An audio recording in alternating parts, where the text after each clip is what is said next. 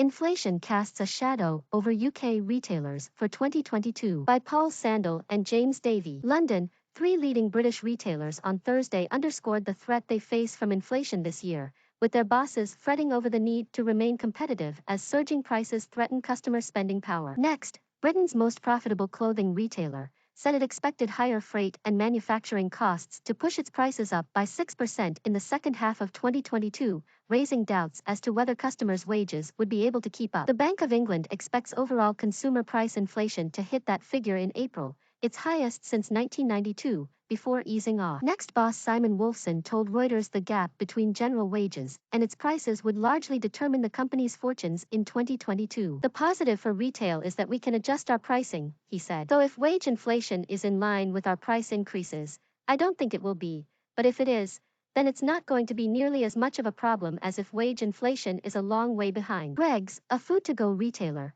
said its costs were driven by government-mandated hikes to the minimum wage and the rise in prices of ingredients. With order contracts in place, it has visibility for the next 4 to 6 months. This year is a more challenging year than most because you've got inflation coming at you from both the ingredient side and from the labor side, outgoing CEO Roger Whiteside told Reuters. He said that while Greggs had, and would try, to push through small price rises, the group had to be cheaper than rivals. BM, a discount retailer that has performed strongly during the pandemic, upgraded its profit forecast on Thursday. But it tempered its upbeat tone with an acknowledgement that 2022 would bring further supply chain disruption, inflationary pressures, and uncertainty from COVID-19. Rising inflation is the major cloud on the horizon for the global economy, as supply chain disruption, higher energy costs, labor shortages, and a post-lockdown revival in demand for goods pushes up prices at rates not seen for decades. That will all place additional pressure on consumer spending after years of stagnant wage growth in real terms. In April,